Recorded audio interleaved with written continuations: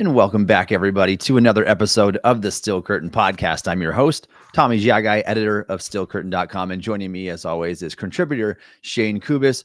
We are just over a week away from the NFL draft. Next week, Shayne and I are going to give our mock drafts, our predictive mocks, and we're going to share what we think is going to happen in the draft. Today, we're going to sequence out basically every scenario, Shayne, what the Steelers can do in like this 1-2 punch scenario. So if they go with position X, what's going to happen in round 2. So I'm excited for that. We're also going to do a walkthrough mock draft, what would Tommy and Shayne do mock draft. So stay with us for that. We'd like to get your opinions. As we're on the clock, we're going to run the simulator. Let's start off, though, Shayne, by talking about some of the news this week. And it's a little bit sporadic here. A couple big things to note. But we have to start with Brandon Aiyuk and the trade rumors. These aren't going away. Like I like Brandon Aiyuk as much as anybody. I really do. I think that he's one of the best receivers in the league right now. But I want to focus on the NFL draft, and we're just not given the freedom to do that right now because Aiyuk just keeps popping up all the time. As much as the 49ers say that he's not on the table. That's the thing about this is it hasn't gone away since that kind of initial, him and Tomlin kind of interacting a little bit or trying to interact with him and like all this stuff. And for the 49ers, like it also started with the Jaguars rumors about them maybe trading for Aiyuk and not wanting to give up like Zay Jones in the 17th pick, which I'll tell you what, I would probably do that, just saying, for especially when they have a quarterback like Lawrence who's still trying to kind of figure things out. But yeah, until they sign him, or go into the season and make it clear that they want to play this out, he isn't like this is just going to keep happening. Whether it's the Steelers or other teams, we're going to keep hearing rumors.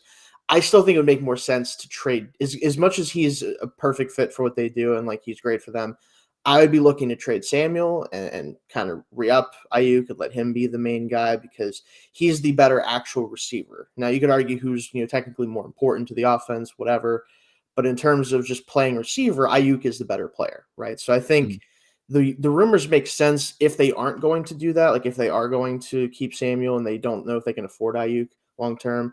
But I would just still pay him if I was Niners. So it's kind of tough to gauge where they're at with that.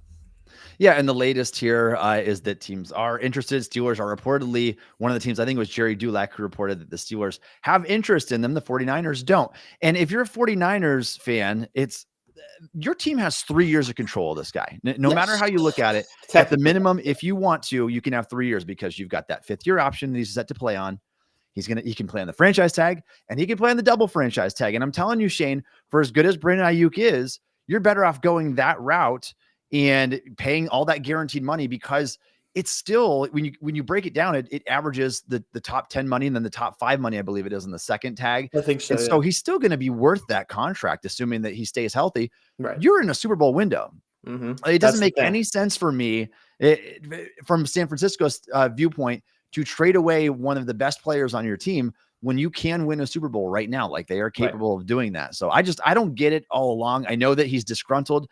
He can be as disgruntled as he wants it. The 49ers have 3 years of control that he can't do anything about if they choose to exercise that. So obviously for PR reasons, they'd probably want to get something done sooner if they were to do a deal. And so they don't just make him mad this whole time.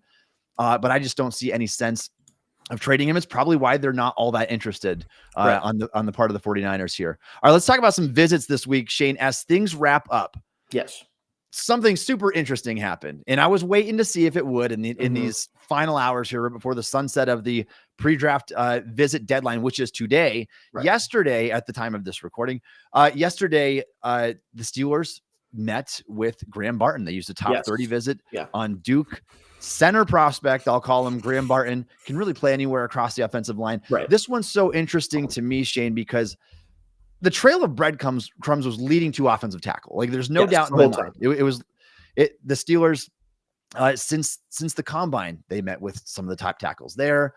They met with Amarius Mims, JC Latham at their pro days.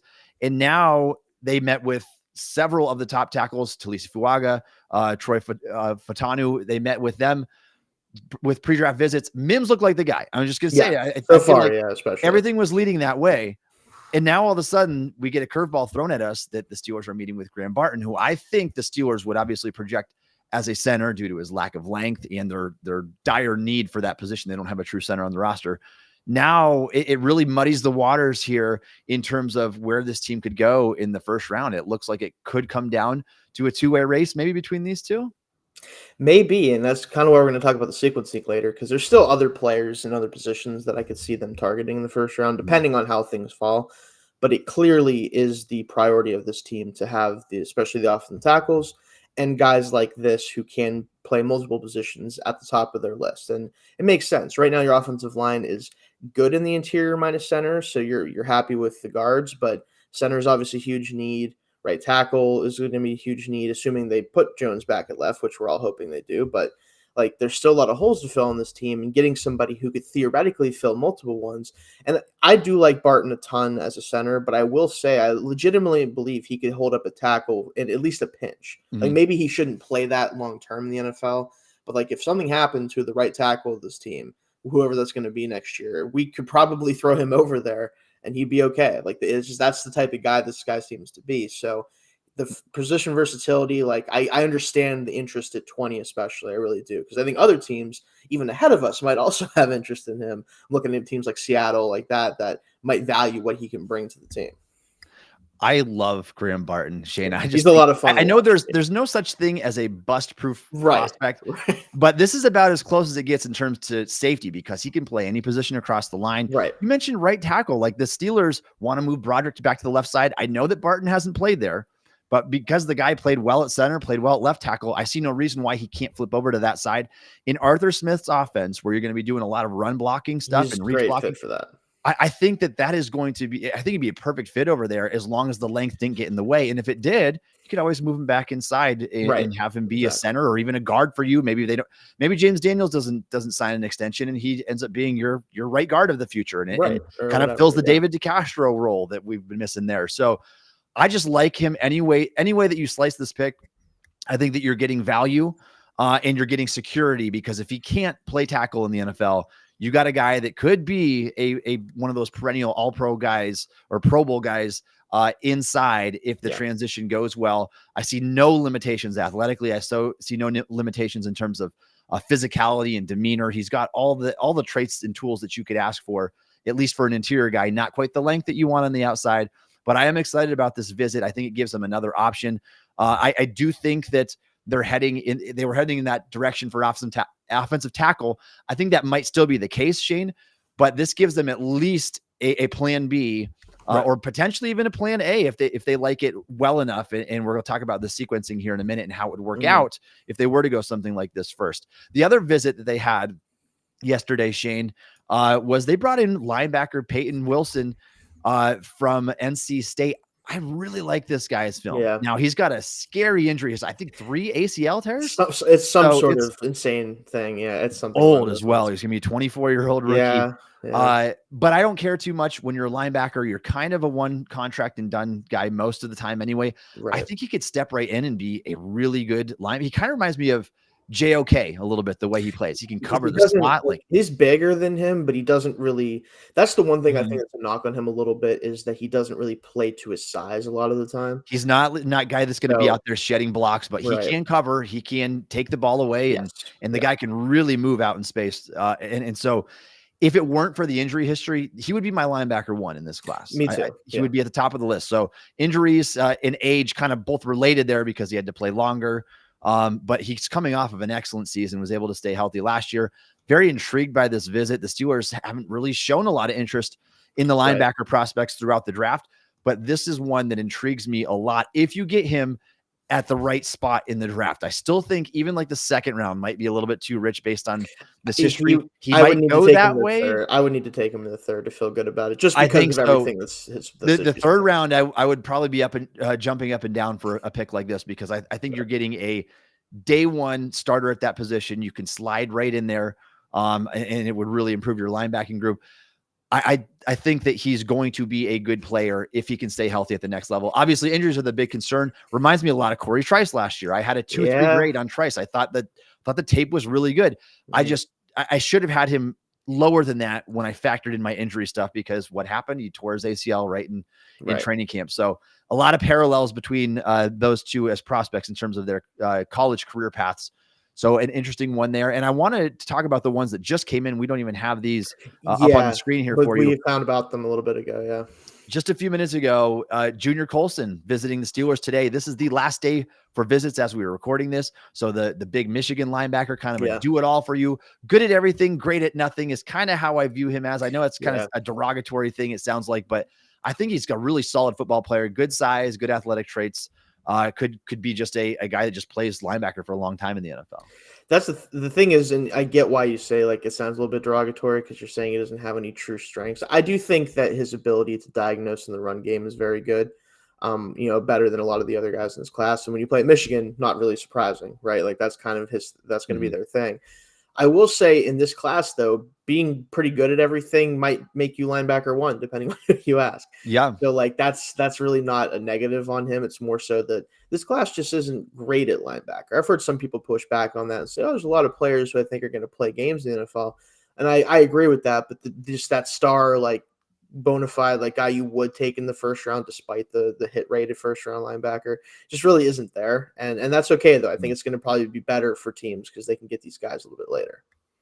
Yeah, I agree with you. I'm not a big fan of this linebacker class. I know Edgerrin Cooper's pretty good, and I think that he's going to end up being definitely good interesting player. I would say, if nothing He's else. interesting. He's not guaranteed to work out because his play style is all predicated downhill and blitzing. Kind of reminds me of but Queen actually a little bit, like especially early on. He kind of does. Yeah. I think there's a lot of similarities between their game there. I wouldn't be shocked, Shayne, if the Steelers have Junior Colson as their top linebacker, just because he checks so many boxes with the underclassmen, the production. Obviously went to Michigan. They love that school.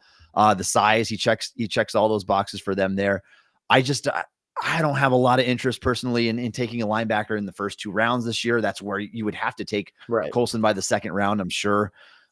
So I probably between the two, I'm more interested in Peyton Wilson if he can slide a little bit because of the injury stuff, because if he stays healthy, I actually like him better than Colson anyway. I think he offers more splash, kind of a little bit like Sean Lee in some ways. You go back to Dallas Cowboys days, the guy that can take the ball away. He can cover. He can do everything that you want him to do. But linebacker, not a huge priority need, obviously, after the Steelers just spent a lot of money on a linebacker in Patrick Queen in free agency. But those names are worth mentioning. And over these last 2 days, as visits wrap up here, Graham Barton, that's the big one. That's the kicker there. And I'll see how it affects things early in the draft here. Anything else you want to get to, Shayne? I believe they brought in the center from Penn State as well, right? Hunter Norzad, that's right. For their last visit. Yeah, Hunter Norzad. So we're looking at early day 3 type prospect. Does he make it there? For me, I think he will, because I think consensus is lower on him. Now, the NFL might be higher. I do have some people I've seen have him as like a late 3rd round, early 4th round type of player. That's kind of close to where I have him. The key thing with him is that his length is better than most centers you're going to see, over 33 inches. He has position versatility in guard and center. Honestly, I do think he's a better center, but I think he could hold up a guard for you, and that's pretty important. The fact that he's both plated already at Penn State in 2022 and also shown to be an even better player at center. He's that type of player that, even though he's a 6-year player, a little bit older, the athleticism checks out too. Like, it's really medicals with him. Like, he kind of was banged up for most of the draft process, so he didn't get the test really. But I could see a team saying, like, okay, you know what, we really don't like our current center, or we don't like our interior depth. Let's grab this guy, end of 3rd round, early 4th round. So that might be where you'd have to take him if you want to get him. But it comes down to how teams view him. Yeah, I like Norzad. I think that you're kind of getting a poor man's version of Zach Frazier. Like, if you were to miss out on that player early in the draft, let's say the 2nd round comes around, Steelers are completely wiped out. This is a guy that's, I would say, squarely on their radar now. You're using a top 30 visit of him, one of your last one that you have in the dock. And so I think that he becomes an option there. I know they met with Bo Limmer at the combine. Right. And a few others. I think it was Drake Nugent, maybe. They met with the combine as well. I think so, maybe too. Yeah. There hasn't been a ton of interest just in center overall, but now he's one of these names that gets that. I'm looking at my pre-draft visit tracker here. It's mostly the top guys who've gotten interest from him. It really was like all 1 and 2 round guys are the guys that use the 30 visits on. So they're trying to get that one right for sure. The only centers they brought in for pre-draft visits, prior to that, Jackson Powers Johnson, Zach Frazier, and Graham Barton. And so he doesn't fit that mold as one of those early round guys, but maybe this is a fallback option for him here. For sure. Yeah. All right, Shayne, let's get to our big discussion topic of today. And this is sequencing the perfect draft for the Pittsburgh Steelers. What I want to do here, and sequencing is so important. And I want to give you an example why before we get started here. Let's use last year's draft. I know it's early. We don't know how everything's going to turn out here. Right. But I remember looking last year, and when right before the Steelers made up the trade up for Broderick, and even after they traded up, knowing that was going to be for Broderick Jones, and saying, all right, I really like Christian Gonzalez. Like, I really like this guy. I've got a true first round grade on him. He's actually higher on my board than Broderick because really his tape was so good right before he came out, 20 years old, freaky athletic traits. But the sequencing does matter. And so if you look at that draft last year, if the Steelers hadn't taken Broderick, let's say that they had taken Christian Gonzalez, there's probably almost no chance they take Joey Porter Jr. at pick 32. And Porter, to me, was by far the best player available. I had him 16 overall. Yeah. And the value is tremendous. And so you could see last year, the cornerback group was deep right there. There were a couple guys I really liked early on day two. That's why the sequencing, the way things are going to play out matters. And so if the Steelers had gone Gonzalez, Anton Harrison was already off the board. I mean, you're digging down. If depending on what you thought of like Bergeron as a tackle, I think I always thought of him as a player that would be better as a guard, and which he ended up being for the Falcons this year. So it is important to kind of look at how things can play out in those first couple rounds, depending on the depth of the draft, where guys are projected to go. And that's what we're going to do in this exercise here, Shayne. I want to talk about the sequencing, the really realistic possibilities. And we'll just keep it kind of to the first two rounds here. I know if we go too deep, a little too a lot of moving factors. Yeah, a little too complicated. Yeah, there's so much unpredictability happens after those first two rounds. So let's start with this one. What if the Steelers were to take an offensive tackle in round one? So let's just say, for the sake of argument, they take Amarius Mims here in round one. Right. Pick 51 rolls around. What are going to be your best available options in this sequencing? First of all, do you have a position that you would be looking at based on where you think the talent's going to be on the board? I think you go to receiver, because that's kind of probably the sweet spot for that middle of that second pack of guys, right? Where, the top 4 or 5 players going to be off the board in the first round, at least, maybe even more than that. Then you get into the second round, because of the depth of the class, guys are going to start getting pushed down. Maybe a Ricky Pearsall or a Roman Wilson or whoever it is, right? They're probably going to be available in that range simply because other positions that aren't as deep are going to have to start getting off the board for teams that need them, especially because so many teams might attack receiver early in the draft, right? So I think the receiver depth is going to be really good. I do think there's a chance the interior offensive line group, assuming maybe Frazier's still there, or, we've even had talks about would JPJ still be there, because centers don't just don't get drafted very highly typically. And, Barton's a little bit of a unique case, because even though I think, Powers Johnson could also play guard, I think Barton is definitely a better fit at all these positions that he might be able to play. So if Barton goes early, does any other center go super early? So I think interior, offensive line, and receiver are probably the 2 positions I'm looking at. And then past that, maybe you get into the corners and the defensive tackles of the world, but really probably receivers and interior first. Yeah, I think that is very fair. And assuming those first 3 guys are off the board, there's a chance, obviously, that either Powers Johnson or Frazier is going to be there. Barton won't be there. No. And what I'm hearing now recently, Shayne, is that Frazier could go ahead of JPJ. I keep hearing that too. I get that if it's injury, but so if it's injury related, who knows how far he'll end up slipping in the draft. Right. And so there's some kind of serious stuff that could come out with him in terms of injuries. And so if he's there, does he check the box for the Steelers? Do they like him enough? They did have the pre-draft visit with him, so that puts him on the map at least. Without that, I would have said no. There's probably not enough interest to gamble on a guy with injuries. But that I know for most fans, if you can get offensive tackle and center, or center offensive tackle all those first 2 rounds, they're going to like that just because you're covering those positions. You're beefing up the offensive line.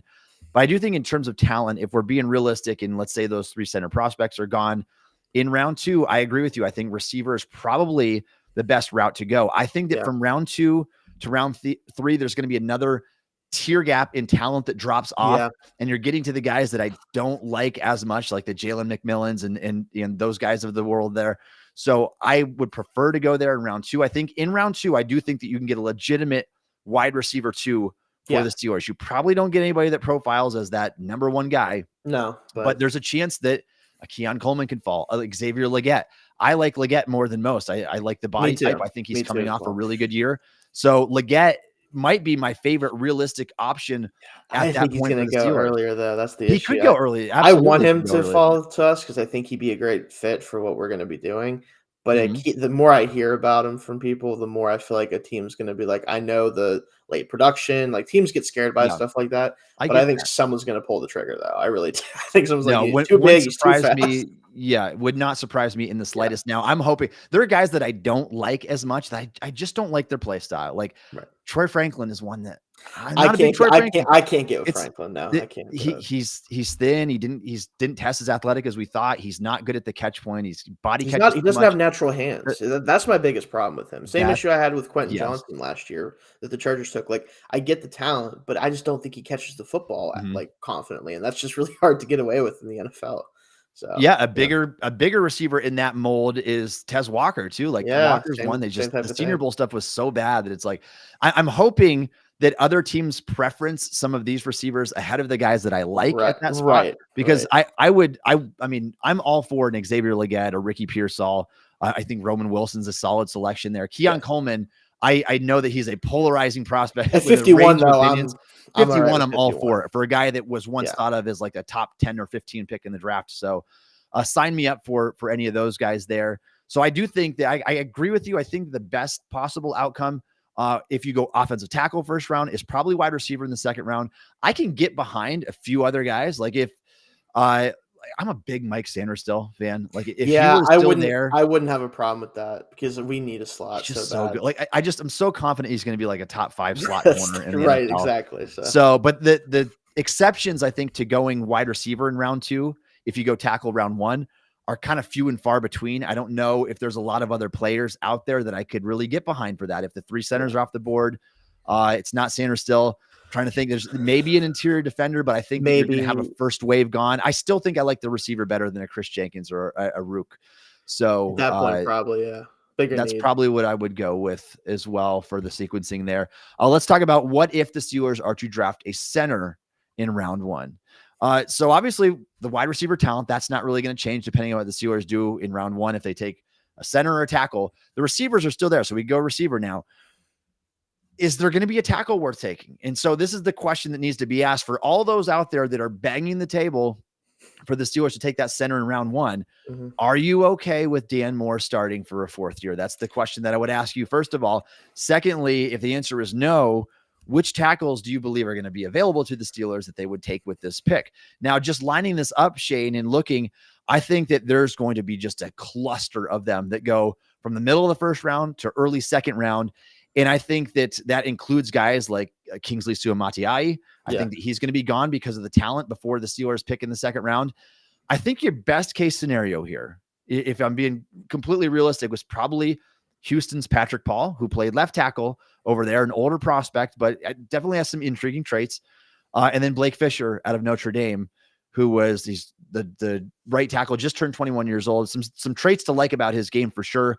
Not really a polished player, needs a lot more refinement, needs to work on his strength a little bit. Are there any other names that you would throw in there at the tackle spot? Let's talk about tackle now in round 2, and we'll go through the other positions. So outside of them, it's tough. So there's a guy that did get, I think it may have been Schrager or someone put him in a first round mock. Maybe it was Roger Rosengard. Yes. Rosengarten. Yeah. I am a huge fan of him. Buzz. Yeah, I am a huge fan of him. So if you don't think that's too early for him, which I probably would say that, like, I'd still prefer to get him in the 3rd, but I wouldn't be mad because he's a right tackle and I think he could play right now. Like, I think he's better than Dan Moore would be. Over the list. So, like, I would be okay with that too. I do think Fisher and Paul are probably the 2 that are most likely, though, that would possibly be there, but that would also fit Steelers a little bit. They already brought Fisher in for a visit, obviously. I know that. So he's certainly on the radar. He's a guy, too, that I think, even if he doesn't start right away because of how young he is, he does have a good track to develop into a really good tackle. I think he kind of a lot like Alton, just a smaller frame and not quite as polished, obviously. Going to be going probably 50, 60 picks separate from each other. But realistically, he would be a starting caliber player sooner rather than later, in my opinion, and maybe he can beat more out right away, honestly. But with the way Tomlin does that, I don't think so. No, I like Blake Fisher a lot. I Yeah. went and watched his tape a little bit. A lot of inconsistencies still, but a little bit Broderick-like in the way he moves. He's a better athlete than how he He's a tests. very good athlete on film. So in the air was pointed up. I heard that he was starting overall, got the injury, and then he kicked over to right tackle. That was back during his freshman season. Right. Still one of the youngest players in the draft, and definitely some upside there to work with. The thing is, I think one thing that needs to be addressed is I don't think fans should expect the Steelers to get their starting offensive tackle and their starting center in year one, at least, with guys in back-to-back picks in this draft. I just think that however you slice it, like Fisher's probably not starting right away, even though I don't think you can go down a long ways for more what we've seen from him in recent years. Brandon Coleman's another guy that's kind of climbing up boards. The TCU tackle. He's got some love, yeah. So, and obviously there's a sacrifice here. Like if you try to go with a Graham Barton in round one, you're going to get a lesser tackle prospect. That's the name of the game here in the NFL draft. So I like, here's my thoughts on this, Shayne. And I want to know if you share a similar strategy. The Steelers are not in position to draft offensive tackles very often, not the premier guys. Right. And typically those guys go early in the draft. And sometimes you even have to trade up to get them. I don't think that in most years you have a JC Latham or a Marius Mims. You don't have those guys sitting available to you in the 20s. And so I'm intrigued by the idea of that because it's just not something that I think that's why you went a 26-year gap without drafting one in the first round. Yeah. So that intrigues me, even if those prospects might not be quite at the same level as some of the other players on the board. It's just so hard to find these guys. And this is a deep tackle class, but because it's also deep, I like the guys potentially in round two as well. Yeah. We have a comment about the Rosengarten and Fisher, both upgrades day one over more. I think they would be, but I just don't think Tomlin will play them. I don't disagree. I don't disagree with that either. Yeah. I'm not a big fan of Moore, but we saw it took Broderick seeing the field until Corfer got benched, right? That's pretty much what. Well, really injury first with Moore, and then it was injury, Corfer and then in the doghouse. So that's I just don't trust. Even if the Steelers draft Fisher and he looks like the better player through camp, I don't trust him to be out there on the field. We saw Levi Wallace starting until after the bye week for this team, and so that's you just can't trust what it's seniority rules in Pittsburgh, and I don't see that changing when Mike Tomlin's there. So. Let's see, where are we here? Let's talk about other positions in this sequence. So center round one, let's say we don't go tackle round two and we just say, forget tackle. We'll get a depth guy and we'll worry about finding our future tackle next year or something. So if it wasn't center, if it's center in round one, what would be the best overall? You still saying wide receiver in round two, Shayne? Probably receiver. And then, like you said, tackles do intrigue me depending on who's there. Simply because, again, you just don't have anything beyond the two starters right now, and Moore shouldn't be one of them. So we can keep beating that dead horse if we want, but we know that's the case. Everybody knows that. So I still would be interested in that. But again, receiver is kind of the main thing I'm going to see for, if we're not taking a receiver round one, it's probably round two is going to be the best fit for them. But again, you could still look at defensive tackle, maybe just interior defensive lineman. There could be some good guys there. Like if you don't like the receivers that have fallen to you, if you do have guys that don't really fit what you're looking for, there's probably going to be a couple like starting caliber interior guys. And, I'd say it'd be bigger need if they did cut Ogunjobi, and it still is a need even with him on the roster, but they still need to build up those trenches for when Hayward's gone, especially too. Yeah, absolutely. And receiver is always usually, I would say not, I didn't love last year's class, but usually a pretty deep in the mid rounds. Typically. Yeah. So there's just so many receivers out there. But so let me pose this to you, Shayne. Mm-hmm. If your options, let's say the Steelers get Graham Barton in the first round, they view him as a center. In round two, would you be more willing to go with maybe a guy that you don't have quite as high on your board, like a Blake Fisher, because of the value of the offensive tackle position and knowing that how quickly it's going to drop off into round three, and then get a receiver later? Or would you take the best available receiver, let's call it a Ricky Pearsall or someone like that, in round two, and then just kind of say, all right, we're not going to just kind of live with not having your future offensive tackle?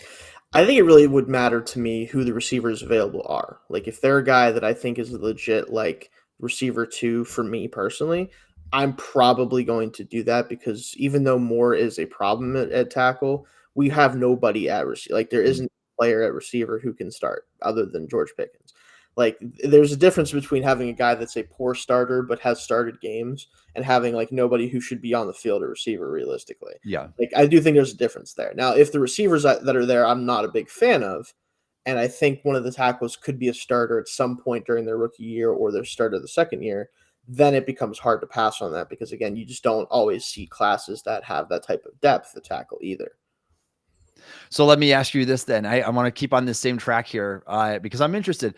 What receiver would have you taking that receiver position in the second round over a guy like Blake Fisher? And then what would be your cutoff? Like, all right, can't do this. I'm taking the tackle. I feel like ideally it'd be Leggett. That's kind of the top guy that I think could potentially be there, even though I'm starting to lean that he probably won't.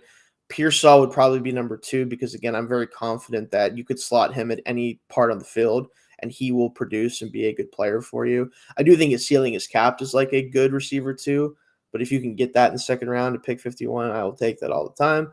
And Roman Wilson's, I would rather him be in the third because I don't know how much versatility he's going to have. Like, just the size is a little bit of an issue for me.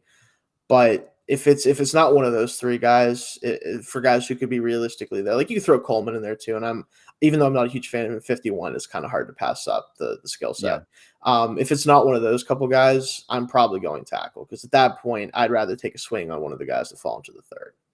I get that. And I think in a lot of years, the talent of Blake Fisher would have him elevated higher in this draft. It's just such a deep tackle class. It's a very deep class. Yeah. He normally probably wouldn't be there either. So, all right, let's do the next scenario here. What if the Steelers were to draft a wide receiver in round 1? Receivers are still getting mocked to the Steelers to this day, a week ahead of the NFL draft. Peter Schrager just had the Steelers taking Brian Thomas Jr. Yeah. I would be really surprised if they took a receiver because of how many visits they've had with the day 2 guys. Right. So, but let's play this out, Shayne. If the Steelers were to take a receiver in round 1, I'm assuming that would be Brian Thomas Jr. or Adonai Mitchell, probably one of those 2 guys there. Right. What becomes the best position now? Because that just takes away the position we think is going to be best on day 2. You're not drafting receivers in back-to-back picks. I don't think so. Maybe you'll double up. I mean, maybe you'll double up with a late-round guy. Yeah, right. But not at most. But you're not taking back-to-back. And so let's say you take the receiver. All 3 of the top centers are gone. You get kind of wiped at tackle. You're going tackle now at this point. I would assume that you have to get some sort of offensive lineman, right? That's the problem. Is it would really have to matter what the interior offensive line group looks like. Like, if there's a center that I think is a starting caliber player at 51, then you might have to consider it. But I think tackle still probably becomes the top need, especially, or the top option, especially if a Fisher or Rosengarten and all those other guys are there still, which I imagine they would be in the scenario. So that's probably the top thing. I also still think at that point, you might have to just, like, depending on the board, I would consider maybe moving down from 51, picking up another pick or something like that for later in the draft to take a swing at some other guys, because I don't know if the board's going to line up with the talent at those spots to go ahead and just take them. Like, if you can get maybe like 10, 12 spots down, pick up a 5th or something like that, kind of have the board follow you a little bit better, where maybe some other guys that you weren't interested in anyway go ahead of you and you can get that guy for a better value. I would even start looking at that. But if we're not moving or not doing anything like that, probably tackle still, but it's tough at that point. Is the receiver that intrigues you enough to take at pick 20? I'm a big Brian Thomas Jr. Me fan. too. I like a lot him of and Mitchell both, parallels honestly. Like, him and Mitchell both, they're very, like, their grades are basically the same for me. Like, I wouldn't argue with you taking one or the other. I know Mitchell has some stuff going on with, like, I saw today that I guess he has type 1 diabetes, which has been managed by players before, but I guess it kind of gives him some attitude problems sometimes when he doesn't manage it very well. Very weird report. I'm not sure what to make of it, but, like, outside of that, I love his game. I love what he does. The problem is I do think those guys are super talented players, and we have a huge need at receiver, clearly. I just don't know if year 1, which this team, regardless of what they do every season, they're always trying to win that year, right? Like, their goal is to try to win that year. I don't know if either of them make enough of an impact in year 1 to justify taking them at 20 with an offense that isn't probably going to throw the football a ton. That's the main issue I have with receiver in round 1. 2, I get, because you just need somebody else to play receiver in that room. But 1, unless you're going to really drastically change the offense from what Arthur Smith has done, I don't know if if the value lines up properly for at least the Steelers specifically. Yeah, Shayne, I would be tempted by Brian Thomas Jr. there at pick 20, but I agree with you. I think the sequencing, there's no way you can get the sequencing to work out as well. And it reminds me kind of just the example that I gave of taking Broderick last year when you could have taken Christian Gonzalez, but knowing that the depth was there at cornerback, that you could still get another player. So if the Steelers were to take a wide receiver in round 1, I just don't think that the chips fall their way as well the rest of the draft. So I think that if this scenario were to play out, let's see, Steelers draft a receiver in round 1. I think that you almost have to look at the offensive tackle position after that. And again, we don't know exactly who's going to be on the board, but if you miss out on both offensive line positions, you can't take like wide receiver and then go like cornerback or something that way. Or I just don't know if you can do that. I don't think so. We did have a comment here real quick. Van Jefferson was the second leading pass catcher on a Super Bowl team. We have no one who started more than 4 games as center. I get that. That was a while ago. Van Jefferson is now maybe a receiver 4, probably more a receiver 5. So I understand, like, center is still a huge need, but I do think that there's guys down the board, and we just talked about one of them that the Steelers met with or meeting with today, that I think could start for you if you really needed them to, like Hunter Norzad, Bo Limmer. I know they didn't show a ton of interest in him, but so like guys like that in this class, I think are legit. Like you could plug them in, and maybe they're not going to be great centers, but they're probably going to be at least as good, if not probably better than Mason Cole was for the 2 years he was here. So like, I do think it's easier to plug that hole in this draft down the board than it would be to plug in a receiver who can actually play. Right, like not just be out there, but actually contribute in a meaningful way. So we'll see how that plays out. Though. And if the draft shapes out like this, Shayne, it's easier to plug that hole at center than it is to plug an offensive tackle hole, because the longer you wait to tackle, I mean, realistically, just doing the math here and based on history, if you wait beyond the second round, you're getting a swing tackle. Like that's realistically a lot of the truth of it. Yeah. So I feel like I could draft a Bo Limmer. I could draft a Hunter Norzad and have them maybe not start the season right away, but kind of develop into that role. Like even like Limmer would be a fit based on his run blocking ability, athletic traits to move there. I don't trust him to anchor in pass protection. That's the one problem is I don't know if he's in pass protection. He'll do great, which is kind of Mason Cole's biggest issue. But there's always a trade-off when you're getting these guys later on. You're not getting the complete prospect here. Right. So I think we both agree though that if you take a wide receiver in round 1, as much as we like A.D. Mitchell and Brian Thomas Jr., the sequencing just doesn't work out as well for the Steelers that way. Right. Let's talk about what if the Steelers were to take a cornerback in round 1. And the reason I have this on here, Shayne, we could not ignore the breadcrumbs when it comes to the cornerback position. Yeah. Nate Wiggins is one of 2 players that checks every visit box. The only other one being Amarius Mims of the Steelers. He had the pro day dinner meeting. They met with him formally at the combine. They used a top 30 visit on him. It's possible that he's that selection in the first round for the Steelers. The Steelers also reportedly had dinner meetings with Kool-Aid McKinstry and Terrion Arnold. That was reported by Ike Taylor on the Believe network, I think. And so there's interest here. They used a 30 visit on Cooper DeJean. Yes. This could be a fallback plan for sure if the Steelers, because those are first round guys. Like those are not guys you're getting at pick 51. Maybe one of them starts to slip in the second, you trade back up. None of them are making it back around to the second round pick. Those are first round prospects. So because they've used so many assets and so many of their visits in time meeting with these cornerbacks throughout the trail here, we can't ignore this like it's nothing. Like there's legitimate interest in taking cornerback in round 1. The problem I have with this, Shayne, is if you were to go that route, I hate the sequencing of this draft, because now it's like you need a wide receiver, you need an offensive tackle, you need a center. You're not getting 3 good players there. And I'm all for taking BPA. And so I understand, like if Terrion Arnold happened to fall there, he's the best player on your board. I won't hate the selection. But when I do look ahead, I'm going to say, is this the best thing when it comes to the ripple effect it's going to have on the rest of the draft? And I kind of don't think it is. So Shayne, if the Steelers were to draft a corner in round 1, where do you go in round 2 with this pick? Like you said, I think the fact that this is the second most likely route for them to go, just based off the tea leaves, right? If you're looking at how this team operates in the draft, and you said it, you cannot ignore the possibility that this pick is corner at 20, right? Because so many of the players that they're interested in that position are first round players, guys that are not, like you said, going to make it to the second round, or at least you don't think so.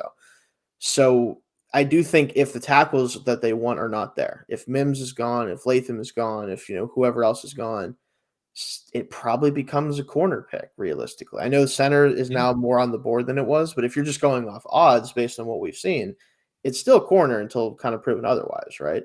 And I think it does create the issue that you talked about, and this is why we were talking about this today, because sequencing in a draft does matter based on what your needs are. Yeah, Mhm. corner is a need. It's not the biggest need on this team, especially because we did at least get a player who started a lot of games in Dante Jackson, so we could slot him in. But it's still a need. So if you take that in round one, though, now you kind of have to, in my opinion, you have to take a tackle in round two because you need to find somebody who can, maybe if it's not immediately, supplant Dan Moore at some point. Like, I think that's just a need that needs to address. So it forces a tackle pick, in my opinion. Then third round, probably receiver because you need someone who can play next to Pickens this year. And I think there's still going to be guys in the third round who are better than who's on the roster outside of him. But it's just not ideal because I don't know if any of them are going to be guaranteed, number two receivers right away, right? So now you kind of force that pick because I think you can't let that go. And then you have to find a center some point after that. And I think that isn't the worst thing in the world. Like I said, I do think there's guys who fit the mold of a starting caliber player later in the draft. But you're still really taking a risk then, right? Because if there's no one there, or if you don't think that guy's ready to play, who's the center then? Do you go sign a free agent afterwards? Hopefully. If you don't, does it become Herbig? Does Daniels move? Like something has to happen then at center if the guy you draft later because of this pick doesn't work out or isn't ready to play. Yeah, and Shayne, I'm not in the camp, just so we're clear, that the Steelers have to, if they don't draft a center round one, you have to trade up to get that center in round two. Like I'm not. I'm okay playing it out and see what happens. I don't think that. I think that you can get by. I think that they'll find a way to make it work. Center it's an important position. It's a trench position. It's not like tackle though, where it's like you can mask some of the weaknesses there, even though the Steelers haven't done a very good job with that in recent years. But so it's kind of possible. Yeah. So, but when we look at cornerback, and I'm not basing anything, I'm not building my franchise around what the Steelers did by getting Dante Jackson. Like he might be a 1 year and done guy, but it is interesting because the corners they met with, these are all outside corners. Yep. Still don't have a slot corner. If you draft one of these guys in the first round, you still don't have a slot corner unless you draft a team who you can slide in there for now and maybe move him outside later. It just doesn't make a lot of sense to me because that's something Dante Jackson's never done. And so I think that's another way the sequencing works out better. If you wait on corner to like the third-ish round, you get a Max Melton, you get an Andrew Phillips, you get a guy that can play the slot and that already has slot experience. Like that's really what they need if we're kind of judging things based on need right here. But I think that just everything works out worse here because you're pushing a bigger need further down the line by doing this. And so even if you take a prospect in these guys I'm going to have a couple of these guys right on value. Like if they can get one of Terrion Arnold, Quinion Mitchell, or Cooper DeJean, I think all those are excellent picks where the Steelers are picking. Like I think that those are on value or higher than value even for some of those guys, but it just doesn't work out well in the sequencing. And I think that's an important factor to consider. You're probably right. They're probably forced into taking a tackle at that point, that maybe even one that you can slide inside if you need to. I'm not sure, but the wide receiver gets kicked down further down the road. So that means maybe you do have to take a Tez Walker or somebody else who is just not going to be as big of an impact player from Malik Washington, Malachi Corley, Jamari Thrash, Malachi Corley. So you're not getting like that true wide receiver 2 type because you're missing out on the talent there. So it moves everything down. Yes, you do get better at cornerback, but I don't even know really where you play these guys. Like, do you force Jackson to be a slot receiver at that point because you're paying the guy? Yeah, so I don't know what would happen. I don't love the sequencing that way, even though I do think a few of these cornerback prospects would be on value to where this team is picking. So let's close this segment with this, Shayne, is what would be the best possible draft sequence for the Steelers? And I think mine is pretty simple, but I'll let you go ahead and go first. Yeah, I imagine we're going to be in the same boat here. I think it's tackle pretty easily. For a couple of reasons. One, because again, it's theoretically the biggest need on this team outside of center because we don't have a center, but we also, in my opinion, I hate to keep piling on him, but I also don't really think we have a tackle either outside of Roger Jones. So like, that's kind of the thing with Dan Moore, right? Is he kind of forcing us into, believing that that's the biggest thing we should do. It also creates a scenario where, again, you can hit tackle which is where there should be value there, you hope. Receiver, where there will be value.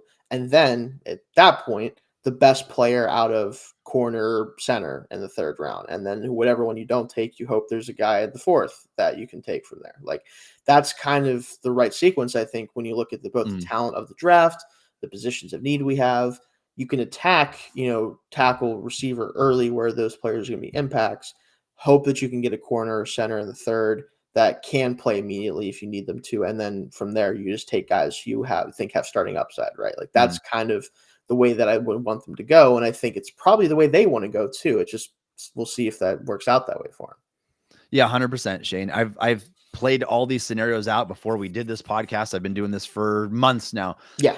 Tackle it really is hard to make an argument that any position besides tackle in the first round, not that the Steelers need to pigeonhole themselves into doing that, but in terms of sequencing, if the value lines up, really, the value lines up so much better when you get the tackle first, you plug that hole, you get rid of a major weakness in Dan Moore, which I think is a bottom 2 or 3 starter on the entire team right now. And I've posed this out here before too.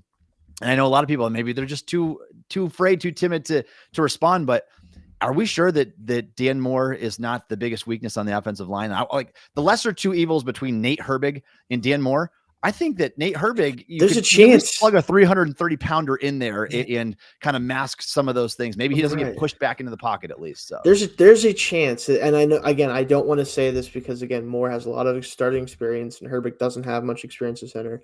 But there is not a 0% chance that he would still be the worst starter if Herbig was a center. Like, I'm sorry, you just can't tell me that with a straight face based on what we've seen on tape. Yeah. And I hope that that's not the case, because that means that Herbig is that means Moore's really bad.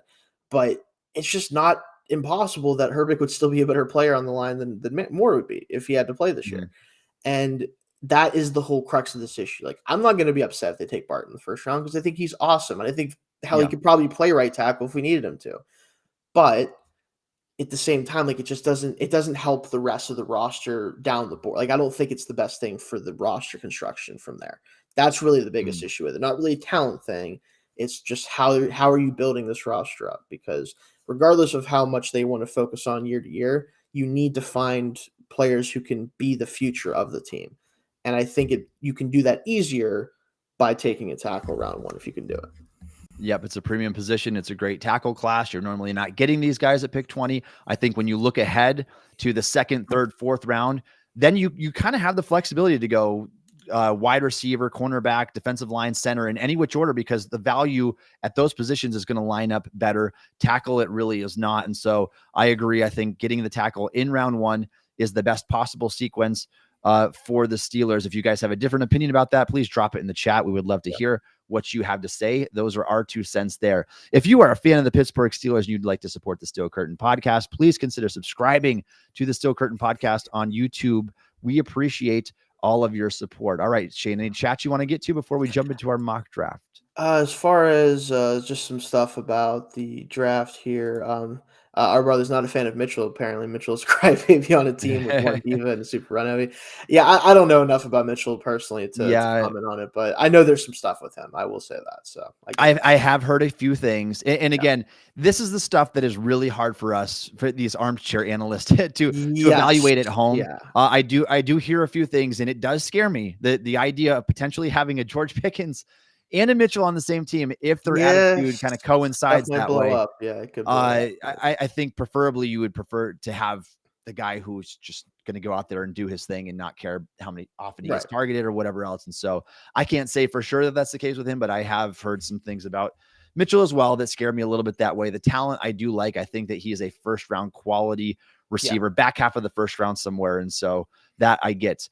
All right, Shayne, let's do this. We're going to do our mock draft. What would we do in this situation? And we're doing it this way because next week, we don't want to reveal anything. We kind of know already what we're going to do. Yeah. Next week at this point, which will be a day before the start of the NFL draft, Shayne and I are going to give our predictive mocks. I'm going to give a 7-round mock.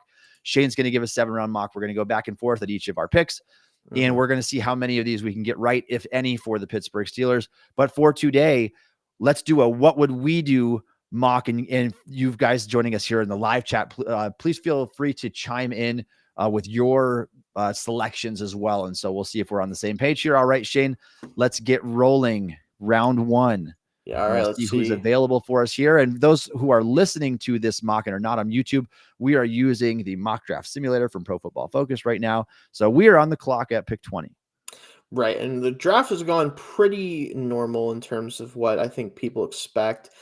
This is with this one, we're doing like the public board, so it's not just what PFF is thinking. So you got Mhm. Ramadunze to the Chargers, which is interesting. That's an interesting pick. But again, like a lot of the guys who have gone, I would expect to be gone for the most part. So Big nothing run on to worry tackles about. right before the Yep, Steelers pick. I of know. So course, JC of Latham, course. Talisa Fuaga, Troy Fautanu. Fautanu, Byron Murphy So goes to Rams. So let's look at first. Let's just throw tackle up. So Mims is here.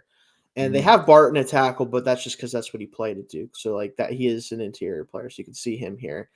I think, obviously we could throw up all the positions that are, the Steelers would be interested in, but realistically, I don't know about you, Tommy, but yeah, as much as I love Barton, Mims is probably still the pick, especially after the conversation we just had.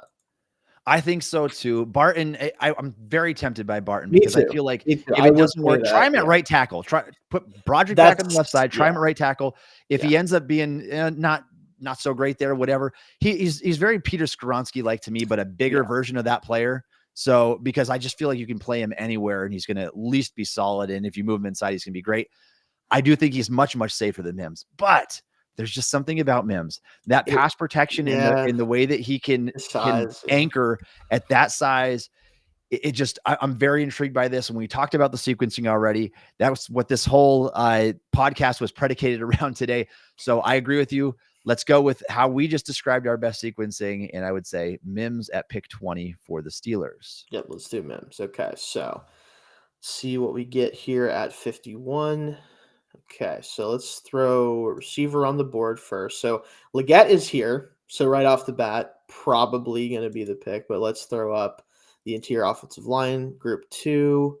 So it looks like all the top centers are gone. Yeah, I think Van Pran is the highest ranked center left. And I'll throw interior defensive line up there too, just for the sake of it. So Fisk is here again. I'm not as high on him as other people are, so I wouldn't want to do that. Jenkins, guys you expect to be there, Dorless, Roro, yeah. So to me, I mean, it's Leggett for me, Tommy. I think you probably agree here. I like Pearsall a lot. I really do. He's a safer player, but Leggett's physical profile and his just dynamic after the catch stuff is hard to ignore.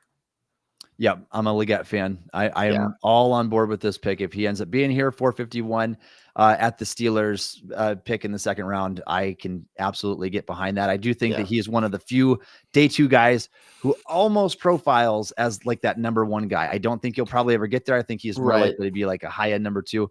But I absolutely can get behind Leggett in round 2. Real quick, we had a comment. I'd take Barton. Yeah, again, I get it. We did skip on him. We took Mims.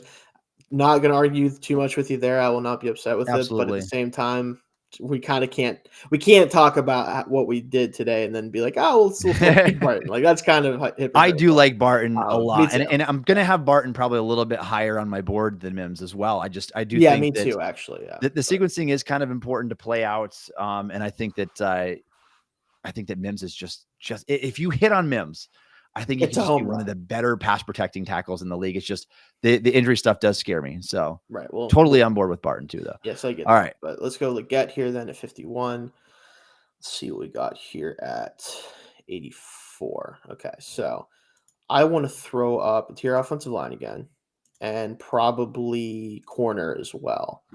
So Van Pran is here, if you like him enough at 84, but he could be there at 98. You could also have a guy like Norzad in that range, between 98 and 119. So, depending on the difference between those two for you.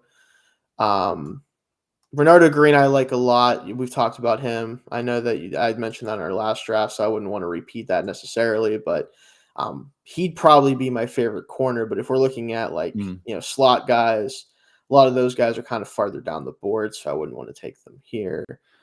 This one's I'm a big Cooper Beebe fan. He just has never played center before. He's never played. McCormick, I will say, has worked out. He worked out at center at the Shrine Bowl, tested as an unbelievable athlete.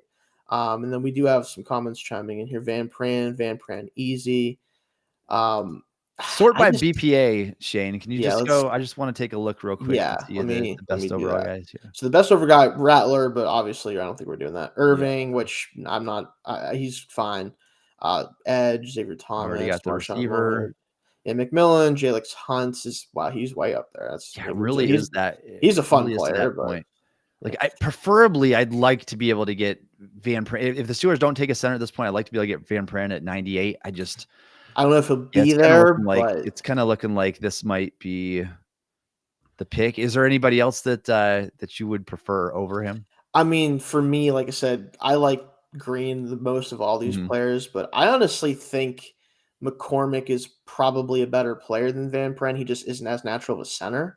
So it's like, would you rather have the more natural center? Like Van Pran's ability to get out of his like stance on the snap is about as good as I've seen in a long time. It's just I don't think he's a high upside player, but he's probably a starter. He doesn't have elite movement traits or anything that way, but I do like how fast he can stall guys out in pass protection. I think that's one of the most important traits for a center. And I kind of don't realize why he has fallen so hard. Like I know last year at this time he was considered a first round pick. It was just kind of a misevaluation of who he was. A little bit. I don't think he should. Obviously. I don't think he should fall as far as what he did. Like I didn't think the film was egregiously bad. No, so I mean, I'm okay with taking him here if you want. Yeah, let's listen to the crowd here as well, because then we can look at maybe corner and others options at 98 and just kind of not have to worry about center then. So let's do Van Pran. I think this is definitely realistic as well for what could possibly happen. And then we get to guys here. Okay, so if we look at corner again. Yeah, a lot of these guys like Carson. I don't know if you've watched much of him. I think the size profile, the injury, like he's been banged up a lot. Size profile is a little weird. Very tough player. I think he could be a slot player, but I don't know if I'm taking him 98. Yeah, the problem is we just missed out on those guys that profiled nice as the slot corners there for the Steelers. For sure, later round guys. But now I will say, like, man, Michael Hall Jr. being at 98 is interesting. I'm not gonna lie. That's a guy that can rush the passer. But let me actually throw up the go D line. Yeah, I want to see. Let me see. So Devondre Sweat, but obviously there's issues there with I mean, he'll be here. I like Sweat. I know the Steelers have no interest in him. I know that he's enormous, but he intrigues me. He does. If it wasn't for the DUIs thing or the DWI, I probably would take him. That is the kicker. Yeah, I would take him in that. I would have taken him before, but I mean, is 98 far enough to take him? Maybe.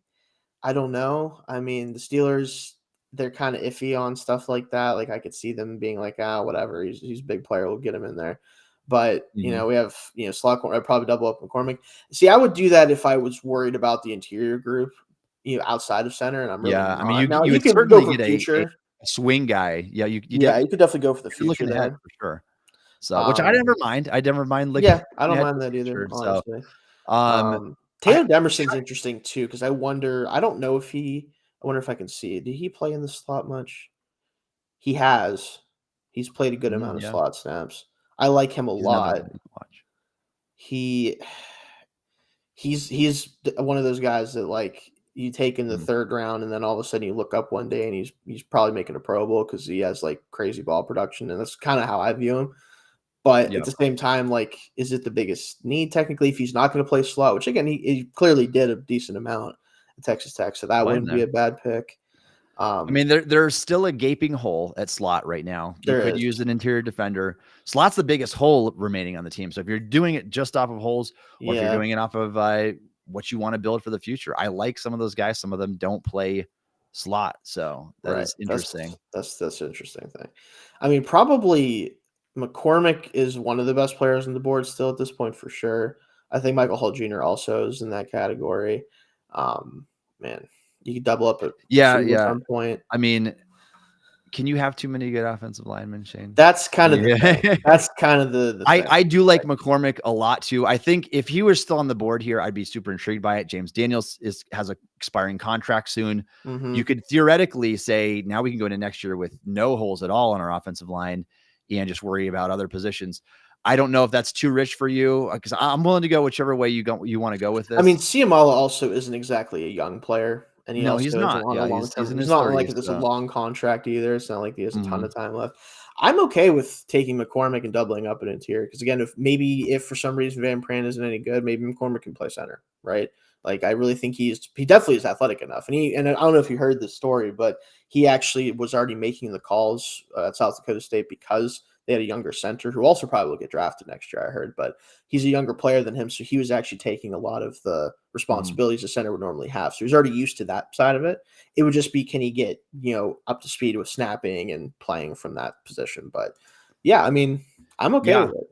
I He's mean, definitely I know it's not the biggest need. I genuinely, I think that the best strategy in the draft, draft the best players at the most important positions. I think that you could argue that he's one of the highest remaining on there. yeah. I don't think the Steelers are in a position where they need to like pounce right now at a Super Bowl Mhm. title. So build the foundation of your roster. Start with the big guys.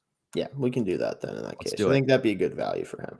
Now let's see what kind of players are left here. Now this actually lines up great for me Yeah. because you could see a guy right here out of Georgia, Okay. Tyke Yeah, Smith. I get I that. think he's one of the better pure slots in the draft. Mhm. Like if you're just talking about like playing from the slot, the physicality aspect of things, not the fastest guy in the world, but again, he's got more than enough athleticism for that position, especially. It'd be hard for Dean me. I Brugler mean, didn't like him. I need to read what really, his full report was, but I think he Hmm. had like a 5th or 6th round grade on Really, him. that's interesting. It is interesting because he was a little off the consensus on that one. I do I'd like have him to too. read. I think Yeah. that fills a big need right there. The only thing that would give me Any pause other is like options? Sweat is falling to 119 now. Yeah, Like, I'd be so tempted by 'cause that right there. at 119, I'd be like, I don't know. Haven't taken it. Yeah. Go to defensive interior real quick. Yeah, let's do that real quick too, because there's still probably guys there. I mean Mason Smith is showed interest in. I don't know if I can get behind Mason it. Smith is a guy I will miss on 10 times out of 10. Like That's the I'm gonna problem. I'm That's gonna the draft problem, the right? big, long, strong guy and hope That's I the can make it problem. work. That's the So problem. Yeah. I would be super tempted by Mason Smith right here. I'd Yeah. probably take him over the other guys on the board, but Okay. I'm okay going a different direction as well. Tyke Smith is he's definitely a safer player for sure. So That's my thing is like this team has to at some point actually have a slot corner, right? Like we can't just keep doing this thing where it's just like, I don't know, maybe Patrick Peterson will come back and play slot. Like I don't want to keep doing this thing where like I don't know even who the slot would be if the season started. And we keep doing that since Mike Hilton left. So that kind of makes me want to take him just off that. but But that Shayne, might be listen. yeah, This is a what would we do mock. Are exactly. we gonna pass on Sweat if he's there? I know he's got I don't think so. DUI. That's the problem. At this point in the draft at 119, like it'd be different if it was one of the third round picks. At 119, you're right that like I Smith think is I would good. run my card in Yeah, for him. because I don't imagine trying to block him and the rest of the group that we have. I just yeah. don't know I think he if had a he could really do good that. season. I know Yeah, he's not gonna be an every down guy, but I'll take the gamble on him. I'll take a well, at this character point gamble. at 119, if it happens, I think they should do it because worst case scenario, you spend a pick a 119 of a guy who just can't keep his head on straight. Oh well, it's not the end of the world. But again, like that's Now let's look wow. at our slot options. Yeah, let's see what's left. Now there's probably going to be a guy here that I'm okay with. But actually Daquan. we don't have to take him for a while, but All right. yeah, Daquan is way farther down the board, which I don't know why he's so low on the consensus board. Like I understand he's like not this like hyper. He's really good athlete, but he's not a Mhm. bigger player, obviously. But he's a slot guy, so I don't really care about that much. I don't know. I mean, I'm not saying he should be like a third or fourth round pick necessarily, but like he's what 250. Where is he at? Is it like 251? Yeah, 251 on the consensus. Mhm. I don't know about Yeah, I that, mean, but I also it's a don't. reach based on where we are on the board. I Yeah, do think that he's a decent option for the slot. Where just go BPA for a second. I want to yeah. see Let's what we see got here. here. So we got safety out of Oregon State. I haven't watched him. Bo Oh, you Limmer's can never say. here. Yeah, third center. No, I'm just kidding. Still. I mean, I'm not linebackers. a big Steel Chambers Me guy, but either. I know if we go to linebacker though, let me just double check it real quick because this is how it's been for a while. I don't really get it. Is where's he at? Or do they actually fix it? Trevin Wallace is usually always here. Maybe they fixed that oh finally. yeah, No they must. way. There's no way he's gonna be there. Chris Jacobs. Chris Jacobs, I'm a fan of. Man, this is actually like when you get I don't late in the know. draft, it's like, Yeah, man, there's not like one yeah, big which value swing pick do I that's want to standing out to take? me right Yeah, like now. which swing do I want to take? Ivan saying inside linebacker. I Yeah. mean, I mean, I love Grendo. We don't need him, but it's surprising he's still here at this Oh point. yeah, I mean that would be intriguing Hilarious. if you didn't I if mean, you there's didn't not sign many a big better running back. zone, like outside zone runners in this class than him, so that'd be interesting. I know.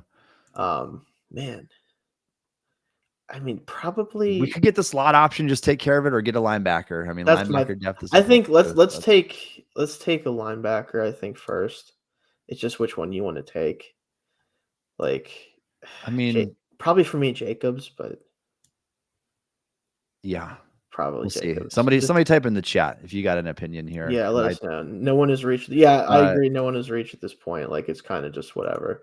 That's kind of how it feels. There just doesn't seem like there's any just, great. like, I'm not crazy about any of these guys, but you're getting what you're getting at this point in the draft. So yeah, I'll take Jacobs right, just because I think let's he do has it. some coverage upside. So we'll do that. And then I think Hardy will be here most likely, and that's probably my favorite slot that we saw on the board still. Get that Penn State I mean, bias. Elijah Jones is interesting. Yeah, He's interesting too, man. That's actually tough. That's a good value pick because I mean, he's played mostly outside, but I think Mm-hmm. realistically, like, I mean, he's taller, he's older prospect too. I wonder where he's going to go, but I mean, Hardy. Yeah. I mean, if you just want to cover your bases, you can go Hardy. Yeah, I mean, probably of the guys here, I mean, Jones would be super intriguing just because I think he's probably a better actual player in terms of like inside out versatility. But Hardy, I think, could be a slot guy right away. He also has punt return value as well. 2 touchdowns against UMass this past year in one game at punt returner, so that's interesting. Yeah, I think I'd probably go Hardy. I don't know about you, but I would be intrigued by Jones, but I'll go Hardy. I think that you got to have a slot corner. I don't know if there's anybody out there that is going to fill that role. I don't know if he will. Do you think that can he do it as a rookie? I mean, I really like where he's at already. I just wonder if the upside is the reason he's not going higher, because I think that he might be maxed out at what he is. But for me, that's a really physical, tough slot guy that has the speed to actually run with guys and he showed that off at the combine too. So I trust you, Shayne. You're the Penn State expert. Yeah, so I guess right. I guess technically of this group, we'll take him here. So I'm curious what they give us for a grade, but so we did all right. I think we did. Third round. I think that pick 84 is still, that's the one that I have a little bit of 2 more awards apparently. I don't know what that's about. Good for them. Anyway. They would have drafted Cooper DeJean. Well, I don't blame you, but that we couldn't go against what we were talking about earlier. So hey, they gave us a top 77% of Steelers drafts. Okay. So that's not bad. Yeah, F for the Jacobs pick. Yeah, I think it's fine. It's sixth round pick. Nobody should be that mad about it. Yeah, who cares? Yeah, but I think the first 2 picks, especially if we came out of the draft with Mims and Leggett, obviously you need more than just that. But I'm kind of happy at that point. Like I'll pick 84 is that big one, because that one really had me thinking, like, if the board does line up like that, like there was nothing that really stood out to me, and we kind of just went need at that selection, and so Van Pran, I think Van Pran is fine. I think that he's a starting center. I don't know if he's starting center beyond like an average starting center, but we don't have one, so I guess it doesn't matter that much to us. Probably. All right. So based on how this board laid out for us, Shayne, would you sign up? If I could say you can lock this in for Steelers draft next week, would you do it? Oh man, I mean, yeah, I would, because it means you get Mims and Leggett. Like after that, I care still. But you get Mims and Leggett to start the draft, I'm probably going to be like, all right, I'll take whatever else happens. I would be excited about this. I probably would. Like, that's just for me. Mm-hmm. I'd probably just be okay with it at that point. So, but I do think we did pretty well. I mean, the McCormick Van Pran double up is certainly interesting. I think some fans might not like that simply because it's doubling up. It's not a win now move. So. Yeah, but McCormick is really talented, and I would have taken him in 84 too, probably. So I don't really care. Double the competition at center too. True. Maybe McCormick beats. Hey, you want a center so bad? There's 2 maybe. I don't know. Figure it out. So. I like it. I think we did all right. So if you guys would have done something different, let us know down in the comment section. Next week, Shayne and I are going to be giving our predictive mocks just a day before the NFL draft starts. What we believe is going to happen. Last year, I think both of us, did we both nail the Broderick Jones pick, right? I think we both. I think did I don't remember if I think I did take Jones, and I Jones or think I Porter. took It was Jones or yeah, Porter, I but I think. don't remember. I think I with the second round pick, I took Benton, but he was actually the Okay. later second round pick. So Yeah, something that like that. counts. I have to double. Yeah, it was something I think I picked like 3 or 4 players they actually drafted. I just don't know if I picked them in the order they drafted them. So that's kind of the Gotcha. thing. But All so right. I looked back at mine. I got Broderick right. I didn't get anything else in the rest of the draft right, but at least I'll have to double check. I even predicted a trade up for Broderick. So I'm proud of that. We're going to see how many we get right this time around. So please join us next week on the show. It's going to be really fun. I'll also probably throw up the visit tracker for us one more time so we can try and gauge Steelers interest right before the draft starts.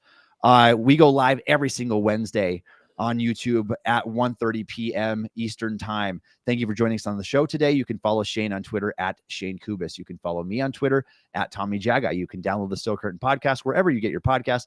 Also check us out on YouTube or ask Alexa to play the Still Curtain podcast. And thanks again for listening to the Still Curtain podcast.